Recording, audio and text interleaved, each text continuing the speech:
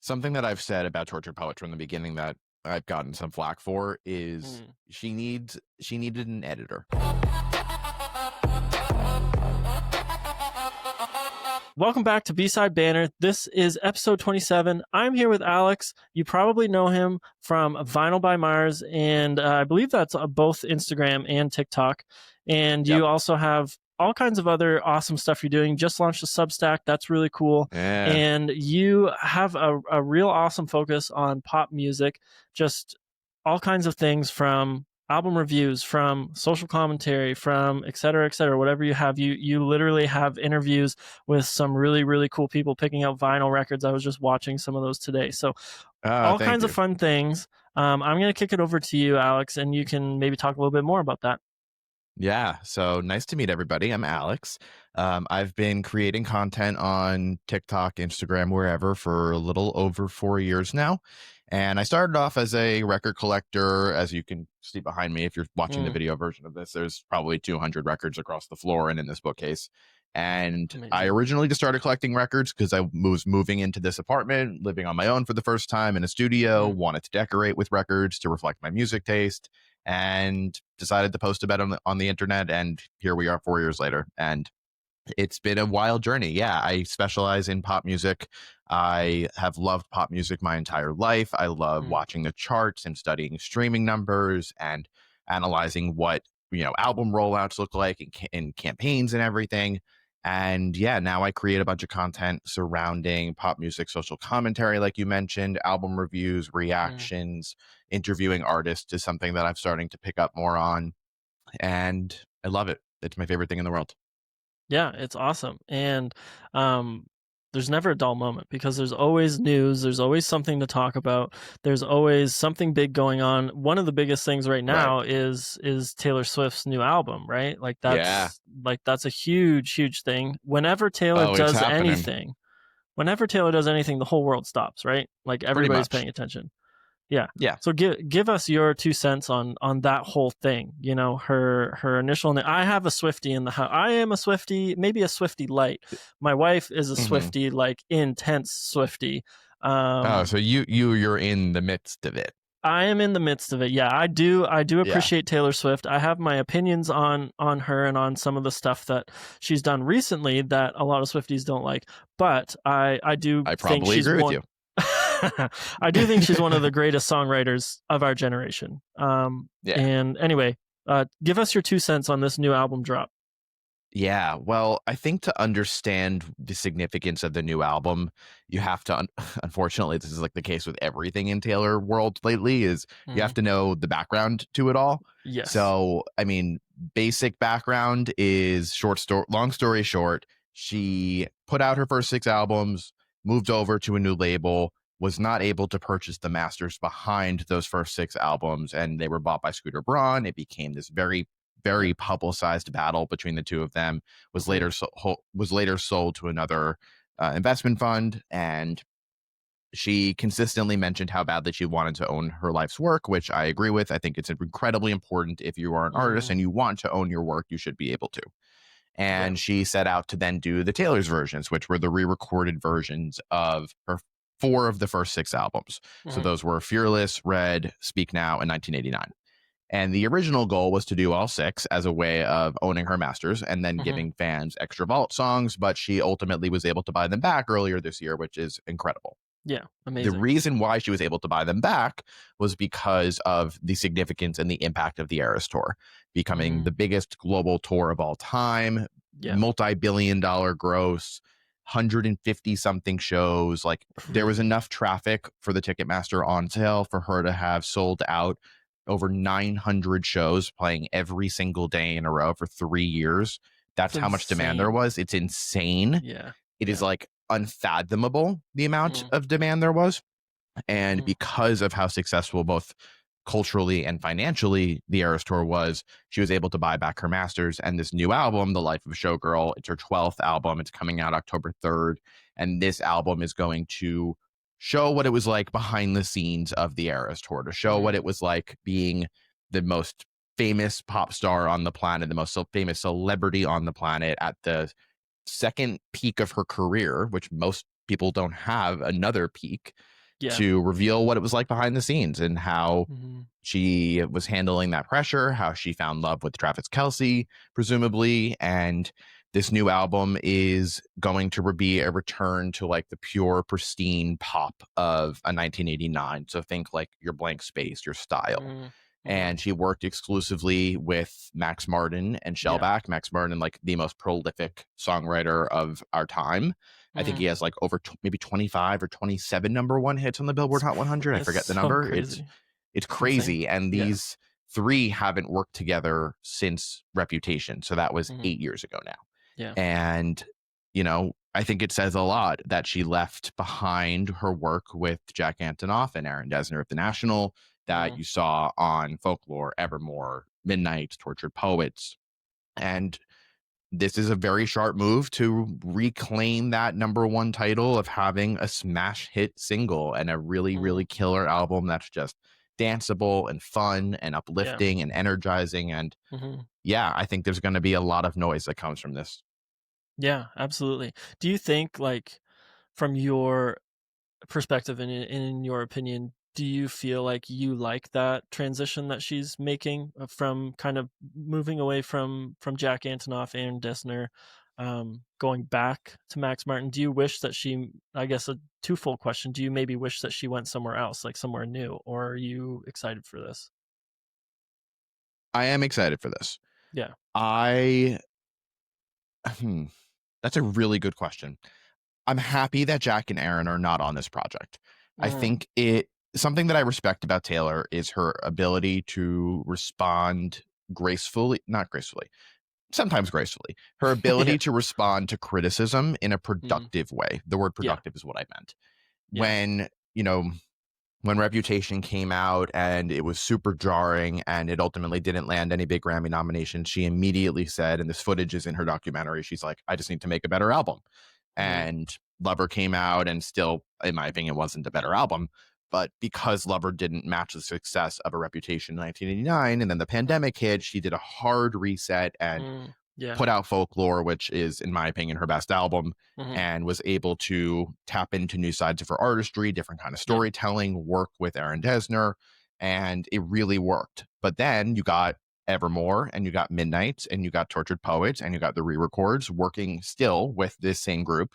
Mm, That Tortured Poets kind of felt like overload, that it mm, was so much of very, very similar sounding music that it felt like her evolving artistry was kind of slowing down, was paused. And while there was a ton of attention on the lyricism on the album, production wise and also just quality wise, in my opinion, it mm, diminished from where we were to where we are now.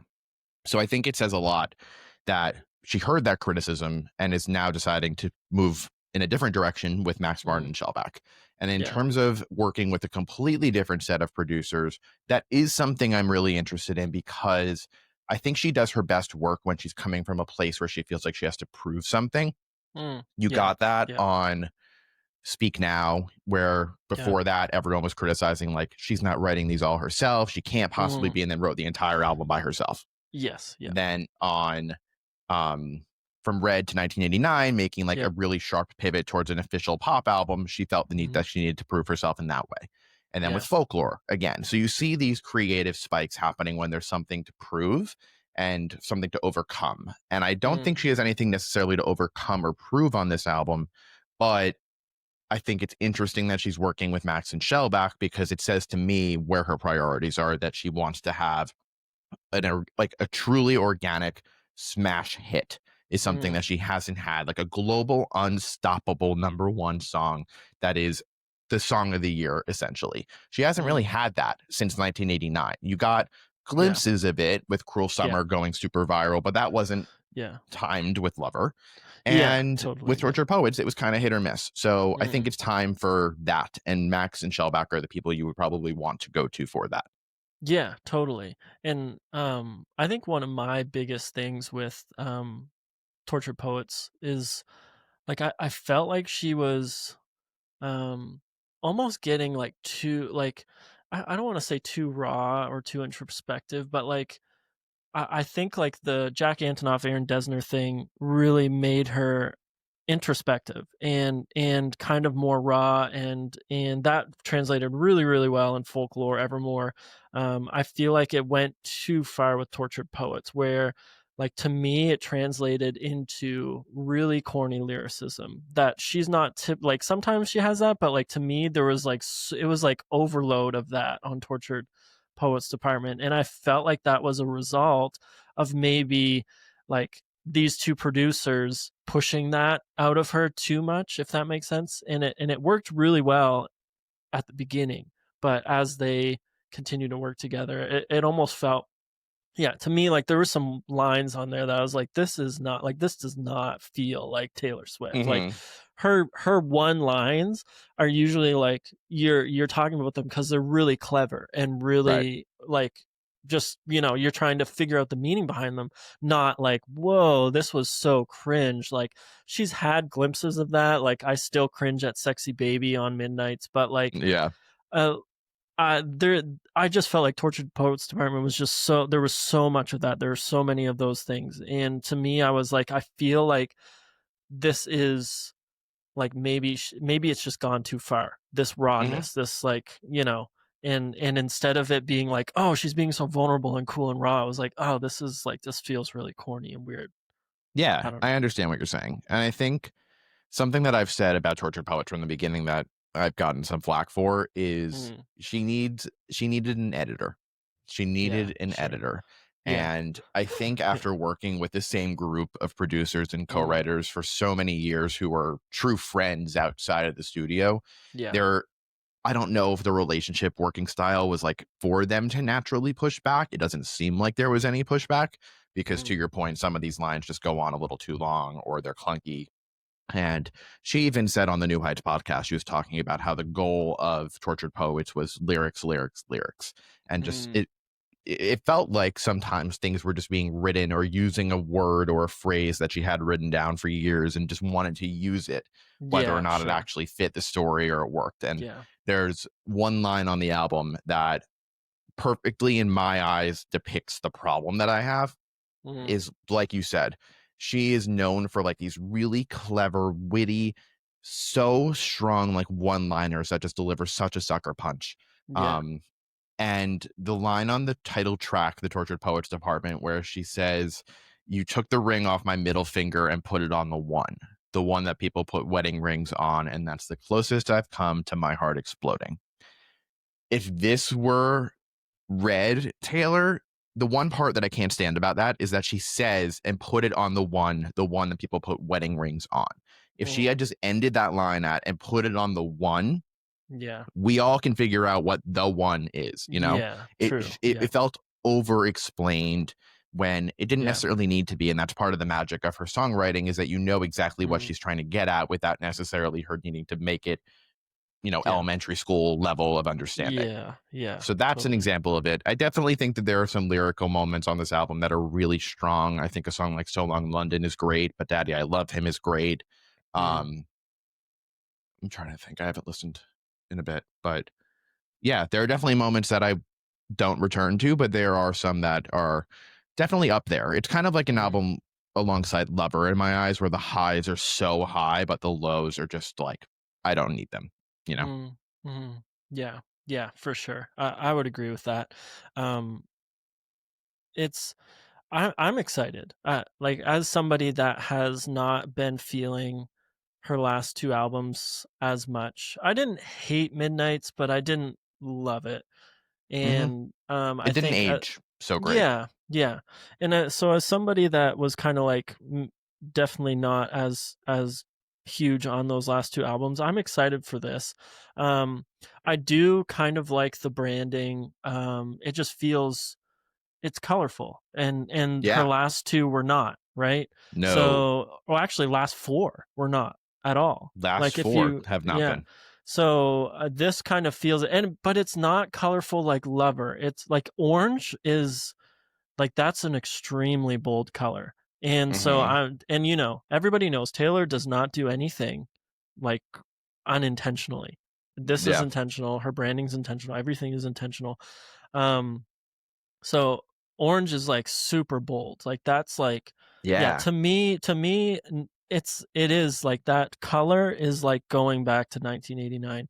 Um, kind of a hot take that I have about Taylor is I actually really love Reputation. There's some stinkers on there, but I don't think that should be a hot take. I know, but people think It's a that that's great album. one of her. I think it's amazing. I loved that she like went dark and like got like really vengeful. Like that to me, I was like, I want more of this. I want more like dark, vengeful Taylor. Like obviously now she can't really do that because she's not in that state of mind.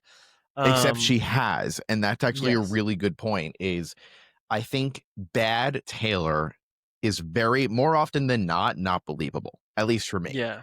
Reputation was believable. It was campy. It was fiery. It was angsty. She really, going back to what I said before about having something to prove, she really had something to prove because she was essentially canceled outright.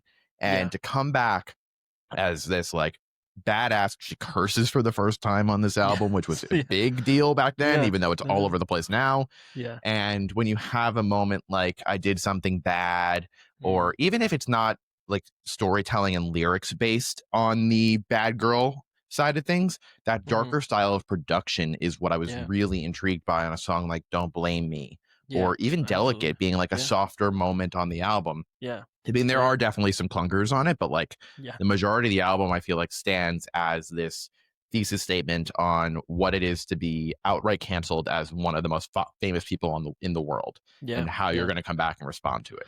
When it doesn't work for me is on Tortured Poets, on the song Thank You, Amy, for example, where all these years later mentioning the Kim Kanye feud, and I'm just like, this is not necessary. Like, I don't need that, you know? Yeah, it felt like a little fan servicey, maybe like this, like, and maybe that's another gripe that I have with Tortured Poets is that maybe the entire album, like everything was. Yeah, exactly. But and too much. Like she always gives fan service. She always gives Easter eggs. She always does that stuff in all of her albums. But this was like overload. Like, one thing that I'm like I'm curious if she is feeling, and I have this like kind of on our outline, but I think that's a good transition. But the rise of the pop star girlies is like insane right now. Like that's all that there is in pop, in my opinion. Like there's not really a lot of anything else. It's just these amazing new pop stars that are coming out of the woodwork that are doing huge things. I'm curious if Taylor is like, I don't know if she would be threatened, but I'm curious if she has in the back of her mind, like, are these people outdoing me? Am I going to be kind of forgotten by the new audience? Because she's had a stranglehold on young people for so long. But Charli XCX, Olivia Rodrigo, Chapel Roan, Sabrina Carpenter, like all of them, Tate McRae, even though I don't really love Tate McRae, but all of these now new rising pop girls are kind of taking over this kind of Gen Z younger audience. Right. And it's crazy. Brat Summer was huge. It was massive. Yeah. It was incredible. And I think the one thing that those who really had standout years last year, mostly being Sabrina, Chapel, Charli, what they all have in common is just pure, raw authenticity. There was no bullshit. There was no facade. It was very clear who they are, not only as performers, but as people too. Charli, what you got from Brat screams like, this is who I actually am as Charlotte, you know? Chapel being this very campy, dramatic persona, but also feels very true, and she speaks her mind, as we've seen many times, sometimes to her detriment. Sabrina weaving in these like really hysterical moments into her music and bringing her really dry sense of humor into the music itself, and being playful and seductive and Lolita-esque, but like a 50s housewife, 60s glam aesthetic too. That really worked for them. I think Taylor also has that same thing where at the end of the day, everyone feels like Taylor Swift is their best friend if you are a diehard Swiftie, because you know the ins and outs of her life, you know her story, you know her relationships, you know the breakups, you know she lets people in that way, and that's part of why she's been as successful as she has been for almost 20 years now. But I think, to your point, if there's an ounce of feeling threatened or can I maintain this, I think there's two sides to it. On one hand, what we've seen over the last few years with Taylor, where we're at with her right now, where we'll probably continue to go at least for another few years, is completely unprecedented. Like, this is levels of Beatles, Yeah. Michael Jackson that will Yeah. very, very rarely ever have someone get that high in terms of just you global monoculture celebrity. Yeah. On the other hand, I think what you saw with the last 4 albums playing into that Jack and Aaron aesthetic, like we were just talking about, being very consistent, Mm. it again to me signifies a ton that she's changing things up big time with this new album, is a way of reminding people like, hey, I'm not only this deeply introspective songwriter who's playing into these very like moody aesthetics, I can also deliver a smash hit and an album you want to dance to when you go out, because she hasn't really Yeah. had that in a long time, like I said. Yeah. So I think this is her responding to the rise of the pop girlies. I Mm. think also it is a way of kind of, I mean, we haven't heard any of the album yet, so I'm just Yeah. saying this based on aesthetic, based on what I've heard. It Mm. feels kind of like you were saying before, like, should she have gone for a completely different set of producers? She's Yeah. still playing it safer than she maybe could have. Yeah. Yeah. But at the same time, are people going to listen to Taylor Swift to get the same thing that they get by listening to Charli XCX? I Mm. don't think so. So at the same time, like, it's a move, but it's a calculated, safe move in a positive way. Mm. Yeah. Yeah. That definitely makes sense. And I just was kind of thinking like 4 years ago, like Taylor didn't have anybody really that was threatening her. Like No. maybe Beyonce, like Ariana Grande was really big, but I don't think that there was any thought in Taylor's mind like any of these people have like as much of a stranglehold on their audience as I do. But now I think, like I was saying, like these artists, not I don't think any individual one has the same grip that Taylor does, but Mm-hmm. I think all together they're kind of pulling, yeah, like because the aesthetic of Chapel, of Sabrina, of Charlie, especially Charlie, is like so drastically different. Right. And anybody that wants that, and like Billie Eilish is always like in the background too, like she's kind of always there, but those aesthetics are more similar to each other than Taylor is to them, I think. Mm-hmm. Definitely.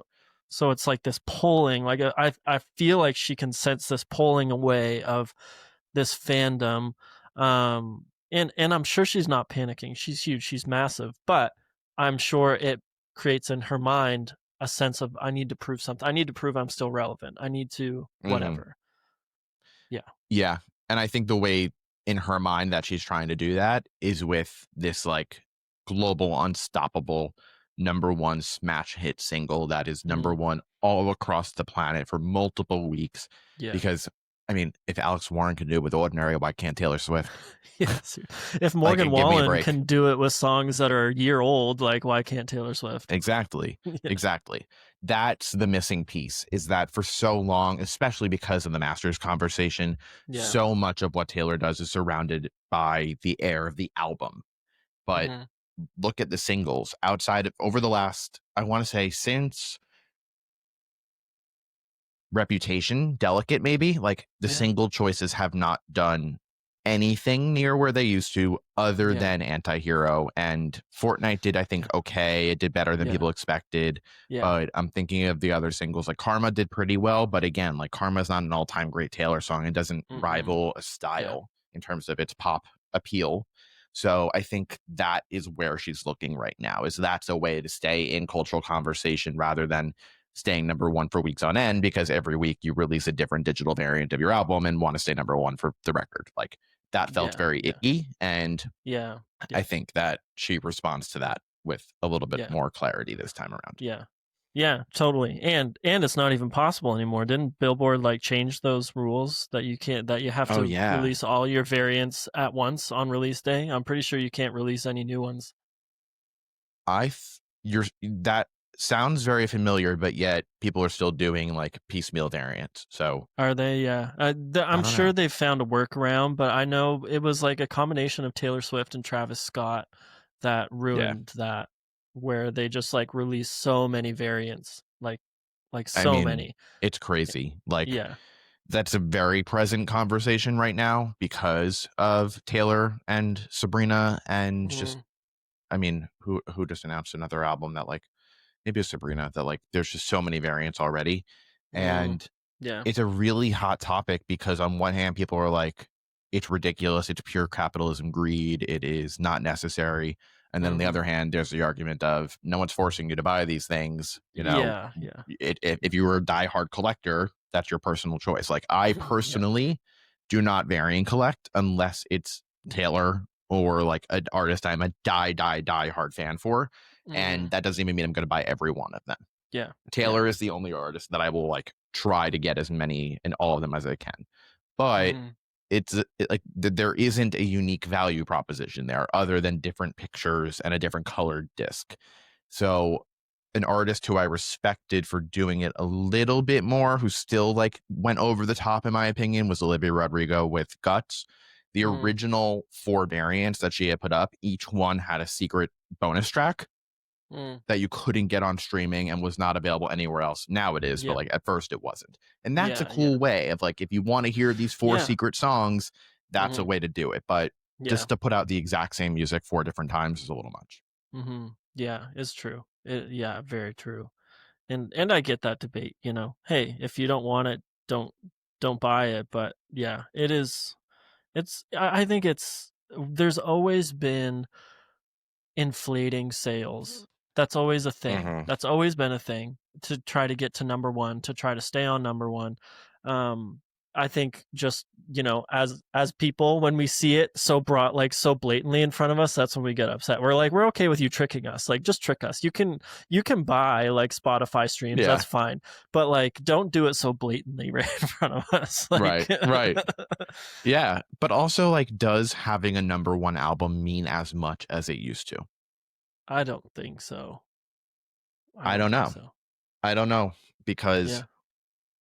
the industry is just so different now. Like back when Yeah. it was more driven by like traditional CD sales or iTunes sales, it meant a lot more because people were actually physically buying the album either in a physical form or you were purchasing the entire album on iTunes or you bought Mm, X number of songs that contributed to the album sale, whatever it was classified as. yeah. Nowadays, with streaming, it just doesn't feel as concrete. Like I mean, that's part of why I collect records because I Yeah. need to like tangibly be able to know that if something happens and Spotify goes down or is somehow hacked and erased, like I have my music. There's Mm, something about like the physical act of it that I actually think is growing a lot within like Gen Z, Gen Alpha, mm, is a reaction to the over reliance on digitizing everything. yeah. Yeah. Definitely. There's been a huge resurgence in vinyl, CD. Um, yeah, it's crazy. It's getting to the point where like artists are even releasing stuff on cassette. Like it's I so know. wild. It's It's so crazy to wild. me. Yeah. It's kind of just like the new way of supporting your artist. Instead of Yeah. buying endless t-shirts and clothing, you'll buy Yeah. the album. And Yeah. I mean, there is something nice about like having the physical thing here. This is Lord's Yeah. Virgin, and like you have the artwork and you can have it in this big 12 by 12 print, and Mm, seeing like there used to be like an art to putting together the packaging. And I remember sitting in the car like when I would get a new CD and reading the album liner notes, and Taylor used to put little Easter eggs in the album notes and the mm, lyrics. And mm-hmm. there's something about like the packaging and the fonts that are used that just contribute to the overarching aesthetic of an album that you don't get from hitting play on streaming. It's a Yeah. completely different experience when you have a physical Yeah. It's thing true. to actually dive into. Mm-hmm. Yeah. Definitely. Um, One thing we talked a lot about the pop girlies. The one of the only like kings of pop still that's like around just released an album out of the blue, Justin Mm, Bieber, Justin and Bieber. it's such an interesting thing because it's like he's riding the rise of this new great guitar player that's totally throwing the whole world of guitar sounds, guitar tone, and technique, all of that stuff upside down. McGee. Yeah. And it was like an interesting album. It wasn't. I feel like Justin Bieber is also kind of on like a weird slide of albums, like where it's kind of like, like I don't know if I really liked much of what he's put out lately. Um, but I would like to hear what you thought. I've already watched your videos, but I would like to hear what you thought of Swag and what you think of this whole rise of McGee, because Dijon just released, I don't know if you've listened to that album, but he just released his new album, and that's intensely influenced by McGee as well. And Oh Dijon yeah, also worked on Justin Bieber's Swag as well. So, heavily. Yeah. yeah. Dijon's record is fantastic. I have not Mm, finished listening to it. I've gotten through a little more than half, and it's just such like an awakening. It just feels mm, like something that is going to be talked about for years to come. I don't know. There's something about it, and it could just be me completely off, but it feels like a kind of album that's going to be less mainstream than like a Blonde by Frank Ocean and less yeah. known, but will be Mm, held to that level of acclaim. mm, I have like a really weird feeling about it, but there's just something there that feels like we're on the precipice of really just pure greatness. yeah. With Swag, came out of nowhere, was announced the day before it dropped. Mm, It's a longer album. It, I yeah. think, is like close to 20 songs, if not 20 songs long. And it finds Bieber in a very different mode than he was in previously. The last album, Justice, was very maximalist pop, worked very Mm, closely with John Bellion, who I'm a huge fan of.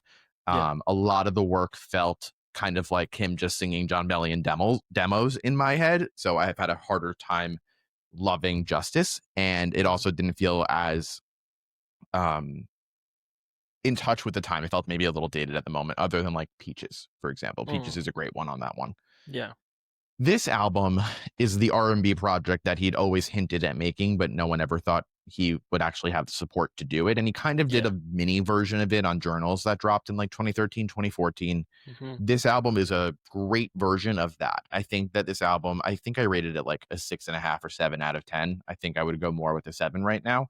Okay. The Yeah. choices he made, just the flexibility that he gave himself when creating this, the way that he's able to play with his voice and pitch it Mm, up and just use his voice as an instrument in a way that he hasn't done prior. mm, But yeah. something that I struggle with is how much can you separate the performer and the vocalist and like what they're contributing to behind the scenes from those that they're working with. So like Mm, McGee on yeah. Daisies and Dijon across the entire record, Yeah. when you then hear McGee's music or you then hear the new Dijon album, like, and you Mm, can very much tell what those influences were.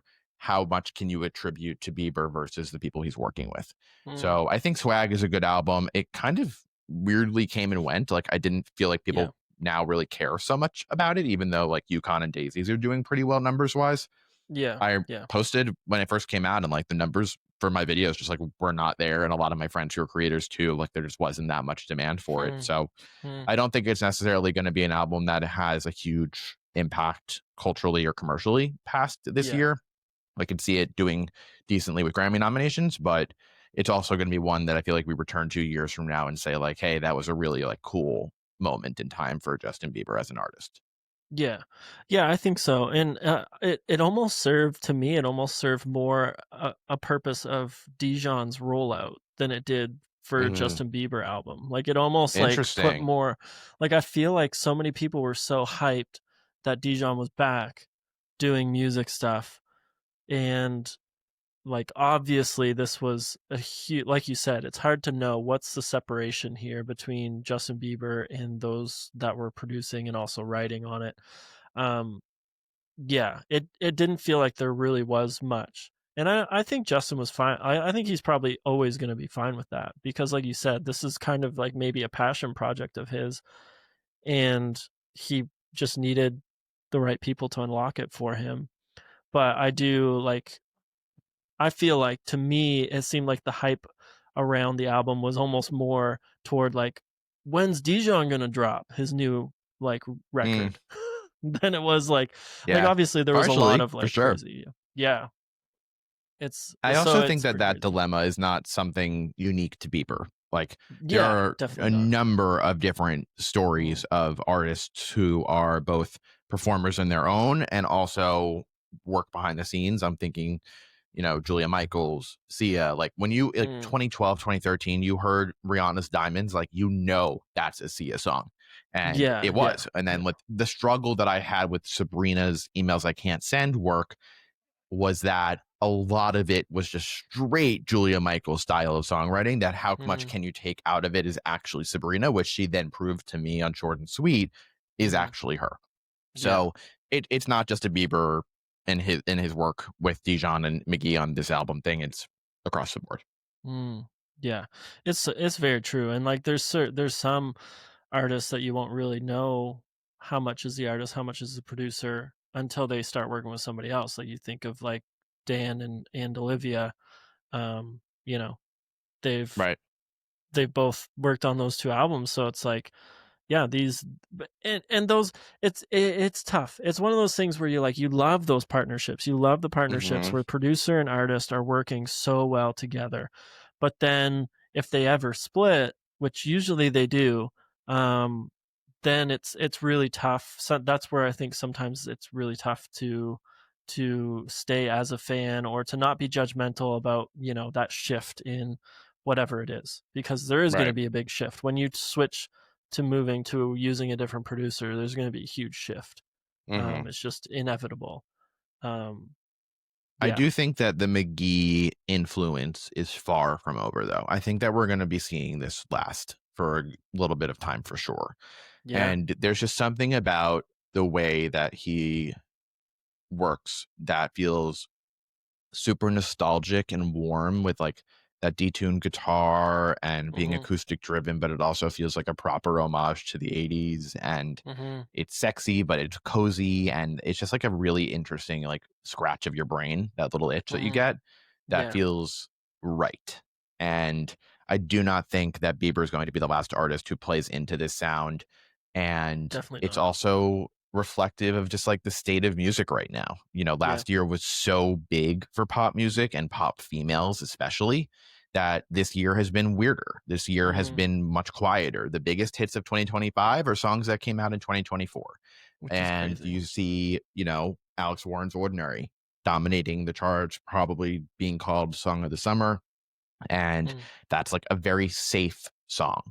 And you hmm still see these safer moments or what's transcending right now as a reaction maybe to the brat of it all, and the chapel and the Sabrina. And hmm everything comes in waves. Like, you saw this a decade ago, and people are going to get tired of the safer music and want something that's more playful and more jubilant. And it's Yeah, just a matter of yeah, time till that comes through. And I think where McGee fits in is a hmm really interesting middle section where it feels comfortable and familiar, but there are little experimental flourishes there. You hear it hmm with like a little bit of 1975 influence in there. You hear some Dijon, obviously, and hmm his album is like totally in the more experimental side of things compared yeah, to the absolutely. Swag album and other work that Yeah, he's done. yeah. Yeah, and it's hard. Like I don't know how much you listened to McGee's like album he put out. I think he put it out in 2024, right? It wasn't I 2023. think I Anyway, listened to it in full maybe once or twice, but there are a few yeah, songs like specifically from it that I return to. yeah. And to me, it's hard to know. I think Dijon and McGee have been jamming for a long time, and to me, I think it's hard to know where McGee starts and Dijon ends, if that makes sense. Hmm. Like Yeah. I really Yeah. feel like they've kind of morphed together in the sound that Dijon, even though Dijon worked way more with the Justin Bieber album than McGee did. I think McGee only was on Daisies, right? Was that Hmm. his only I believe so. nod? I There were so many other songs where I was like, that sounds like a McGee song, and I looked up the credits and he wasn't on there. And so Hmm. it is one of those things where that sound and I feel like also I'm not trying to say Dijon isn't his own person, because I think that he has influenced McGee in a way as well. But I just feel like they mesh so well in where they want to go and what they want to do and how they want to stretch the genre, Hmm. that like they've almost morphed into one person. Like it's like yeah, I get now that. it's like McGee can't do something that doesn't also sound kind of Dijon-esque, and Dijon can't really do anything that doesn't also sound like McGee. Um, it's Maybe really they got to intriguing form to some me. super group, some Yeah, Boy that would be Genius amazing. esque super group. Yeah, yeah, that'd be I crazy. think the new Dijon album helps show where he stands out from Mickey. It's way Yeah, more out it there does. from what I've It heard is so far. way yes, it absolutely is way more out there. And I think he's taking some of those concepts that they worked on together and just like yeah, is going is going so much further in production and all that stuff. And it's yeah, I absolutely love the Dijon album. I think that it's really cool to have him back for one. Yeah. But for Pitchfork two, said best new for it to music. yeah, yeah.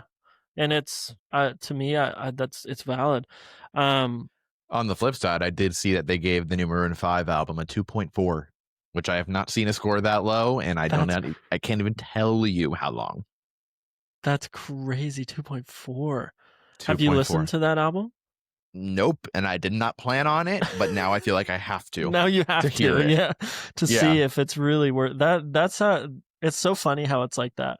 You want to listen to some of the best albums, and then if an album is like considered to be totally horrible, you're like, I got a second, I'm gonna listen to that too.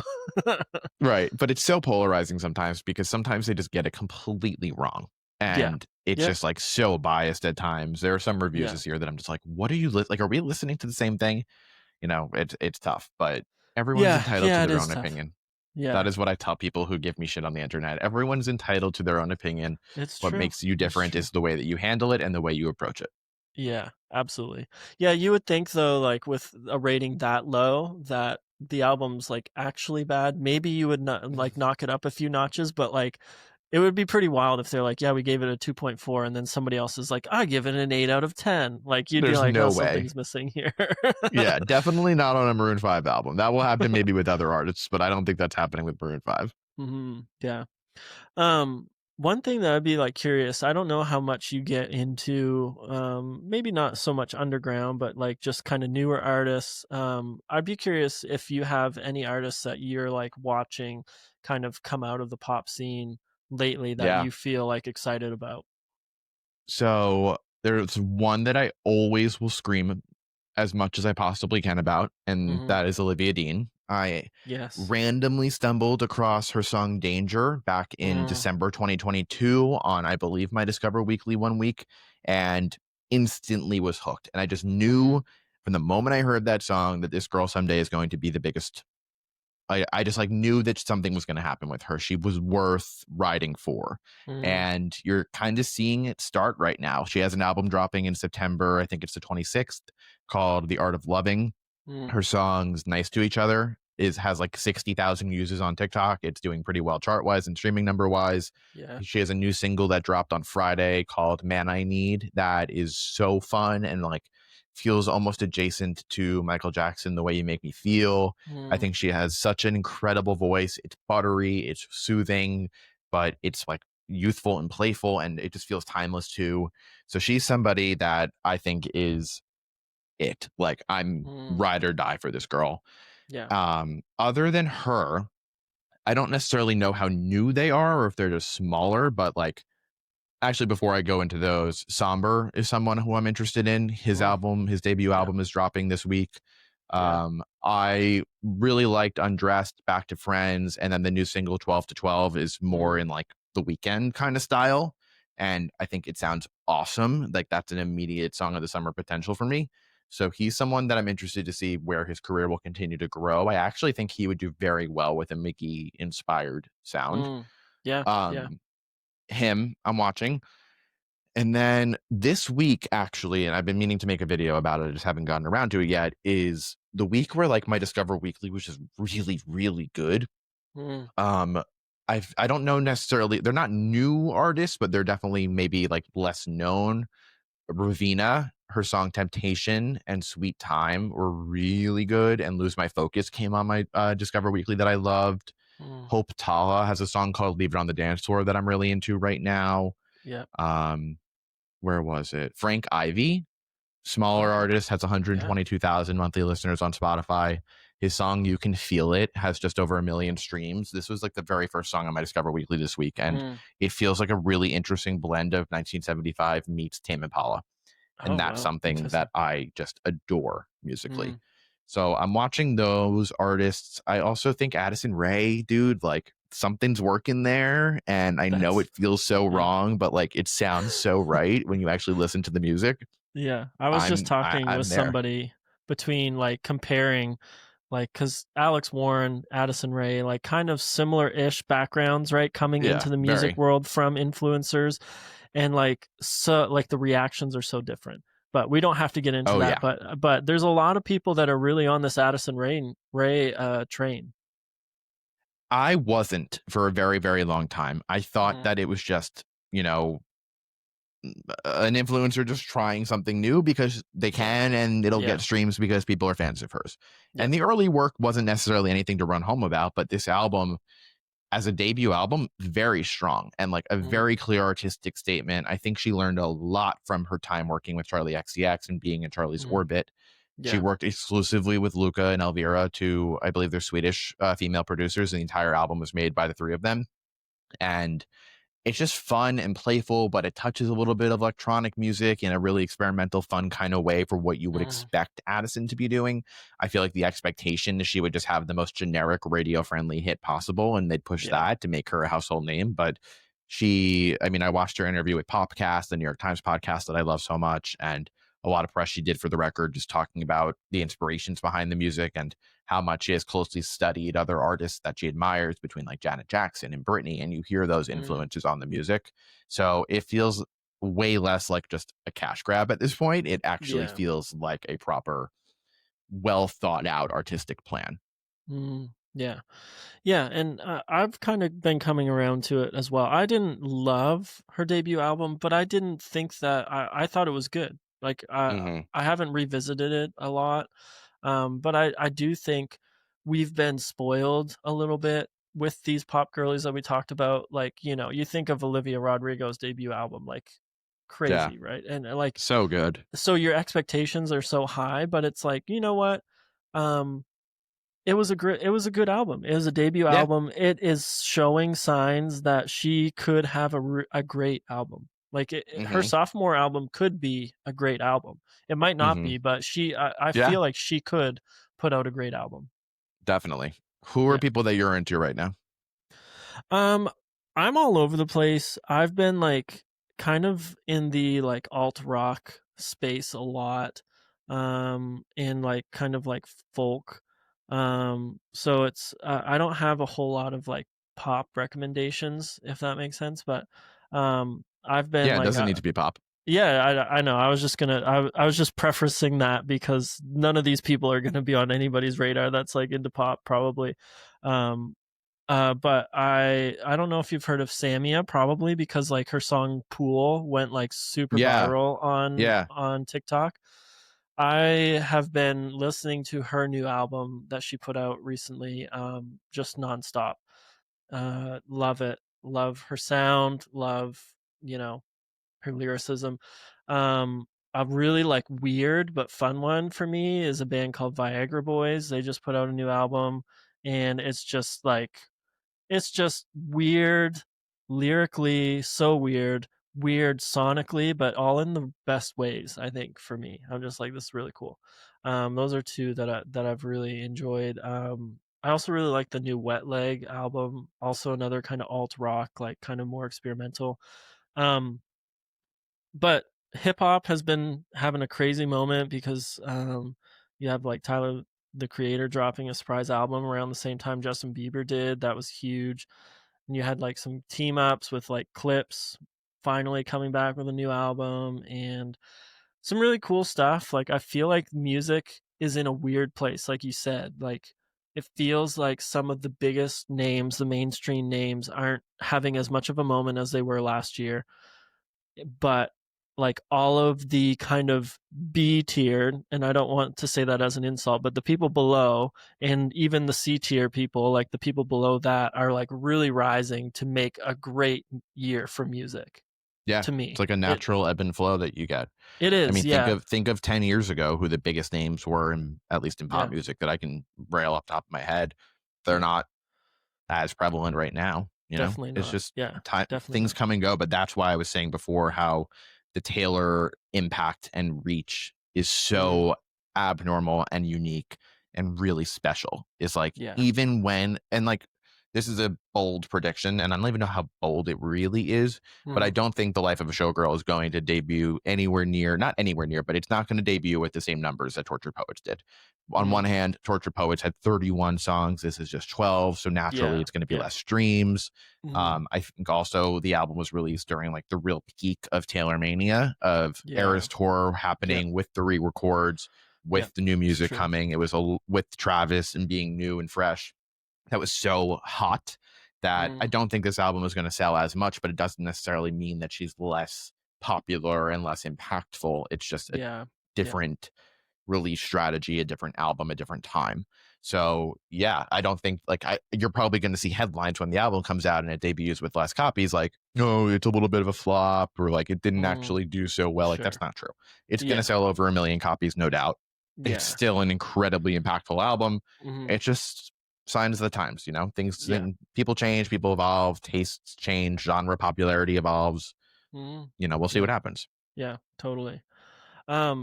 Before you go, I'd love to just like rattle off a couple like just fun kind of like little list type things. But one of them that I've been having a lot of fun with guests would be 5 must listen albums. I actually prepared for this because I knew that you did this and I wanted to make sure I was ready. And I have them all on vinyl, so that way I can do a little show and tell. That's amazing. I love that. And this is a way of just knowing my music taste is pretty reflected actually by these albums. I'll go. How do I want to do this? You know, I'm just going to go from 1 to 1. Okay. Do it. My favorite, like the reason why I love pop music so much, the introduction that I had to music, not only pop music, but just like music as a kid at 3 years old, was Britney Spears. She was just everywhere, and I was obsessed with her and her music and watched every tour. That to me is like the blueprint of a pop star. Madonna, Britney, like these iconic figures in pop. Britney's best album is Blackout. So this album is one of the 5 I wanted to pick out. You're probably thinking like, it's a Britney Spears album, how deep can it actually be? This is the one album that really like reflects who Britney was at the time, that she had complete creative control over. She EP'd it. Gimme More is on this, Piece of Me, Break the Ice, songs that you probably know from that, but like this album was made in 2007, peak of her crises and issues publicly, in the midst of a complete mental breakdown and just complete mess. She made her best album.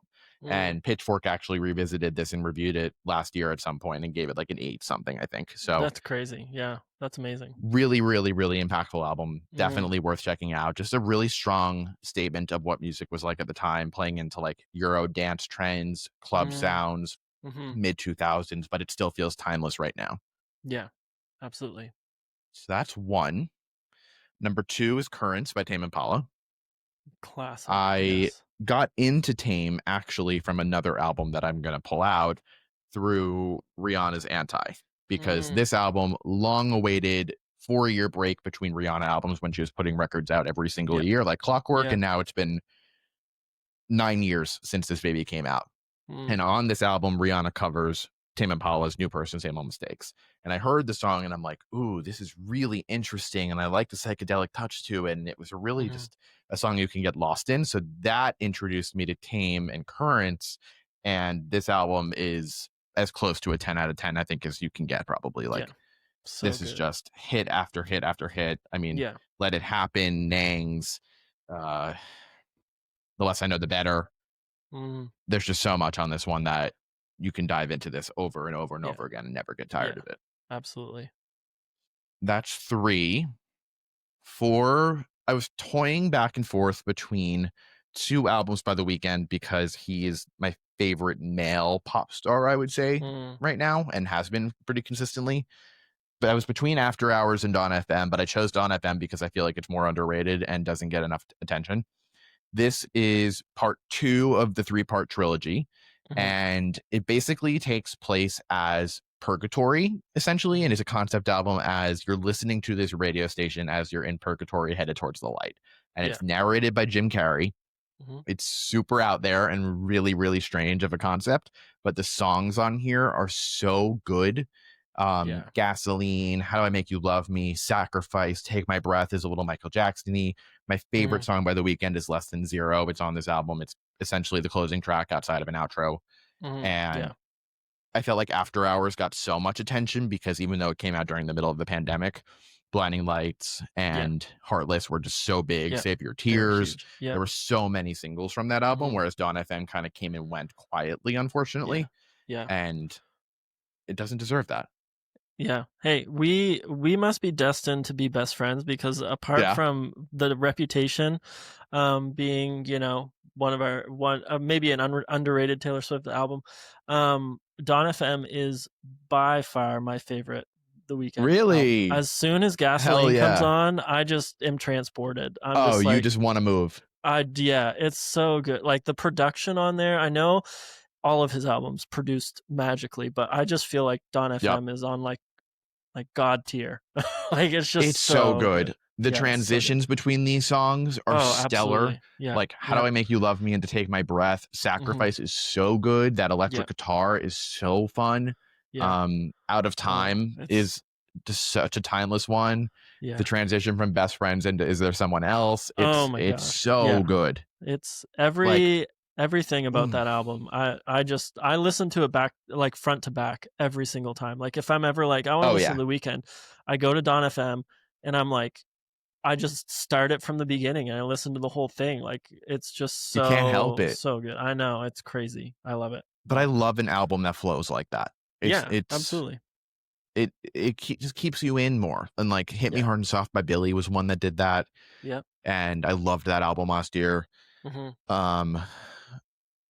I'm now thinking, like, I'll show this one. This is number 5. This is Folklore by Taylor, which we've spoken about a ton.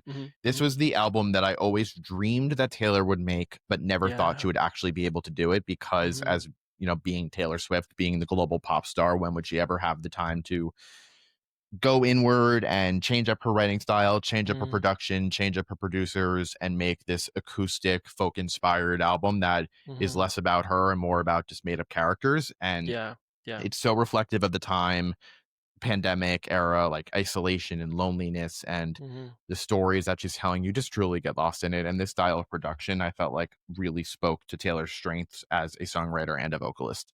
My favorite Taylor song of all time is on this, August, and Cardigan is on here also. Like, just this is her best album, no doubt in my mind about it. The other album that would be number 6 that I was thinking about as we were talking about Dawn FM, I have it somewhere down there, but I don't feel like reaching for it, is Madion's Adventure. I don't know if you're familiar with it. Most people, I feel like, aren't. He's a dance, like EDM artist. He's worked with Gaga on a few songs throughout, like Born This Way and Art Pop era. He was on Chromatica as well. He's done a lot of like little feature work, but his album Adventure was like saved me in 2015. I was just like in a dark place, unhappy with life, and that album has sick transitions from song to song and is just a feel good EDM album that is less about like bland lyricism and just drink to get drunk and be messed up at a party, but like actually meaningful dance music. I'm way more a production person than a lyrics person across the board, and the production on that album is just one that will continue to keep you going. No, I'll have to check it out. I'm not familiar at all. That's just awesome. Celebrating 10 years. Okay. Well, I love that list. And we're gonna jump from that to a last one right before we finish up, and that's your artist Mount Rushmore. That's so hard. So I get how many choices? 4? 4, yeah. Okay. Taylor. Beyonce, because we haven't spoken about her much, but like truly an artist in all shapes and forms of the word, complete visionary. Something that drives me crazy is the way people will compare Taylor and Beyonce and show like how Taylor is the only writer on a song, whereas Beyonce has like 15 writers on a song. Beyonce's one of her best skills is her ability to curate. And there is an art to curation and knowing which songs to structure the way they do, how to have ebb and flow within a song, how to make a track list, what songs to sample and interpolate on each song of your own. Like there's a true art that's there, and it shouldn't be lost on anybody. She is Yes, a complete absolutely. visionary, one of the best to ever do it. So they're both up there. I want to say Michael Jackson, obviously, like Okay. person wise, is a difficult and complex and Yeah. controversial figure, but as a musician, there's a reason why he's the king of pop. There's a reason why his hits are so timeless and will last forever. Yeah. Off the Wall is one of my favorite albums ever. So same with Thriller. So those are up there for sure. Just a complete visionary as well. And I'm trying to decide if I'm selfish or if I'm like level headed. You know what? It's my Mount Rushmore. I'm going to be selfish. Yeah. I'm going to put Selfish. Britney up there. You know why? Okay. Because Yes. she is the artist that has shaped my music taste, and it has given me the ability to love pop music the way that I do. And she's not a songwriter like Taylor. She's not a curator and a visionary in the way that Beyonce is. And she is more like Michael Jackson in the sense of just like really good ear for music and knows how to make a killer hit. Yeah. And as a live performer, she was unmatched. And I just think that the way that you can't take your eyes off her when you see her on stage is something just to never forget. And it's a shame that all of the personal struggles and the conservatorship drama has kind of plagued the last 15 years of her career. Yeah. But she is someone who will hopefully forever be remembered. And that is my Mount Rushmore. I love it. I do think she will be remembered forever. She put she was so monumental for early 2000s like pop. I hope so. I think that it's deserved, and I think that people don't give her the credit of like the level of artistry that she actually has. I mean, everyone who's ever spoken about working with her says like these ideas were all hers. She's the one who comes up with the music video treatments for Baby One More Time and Toxic, and like her most famous iconic moments were all thought of by her. And I just think she deserves more praise for that. So you know, she's up there. Yeah, that's awesome.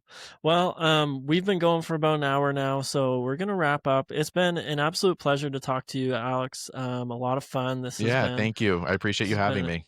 Yeah, great convo. Any listeners out there that don't follow you, which I'm sure they do, but Vinyl by Mars, Instagram and TikTok, and you've got a Substack, you've got a podcast, you've got so many things going, and it's amazing. So go check them out, and you won't regret it because you're gonna get amazing content and you're gonna be on top of the pop world.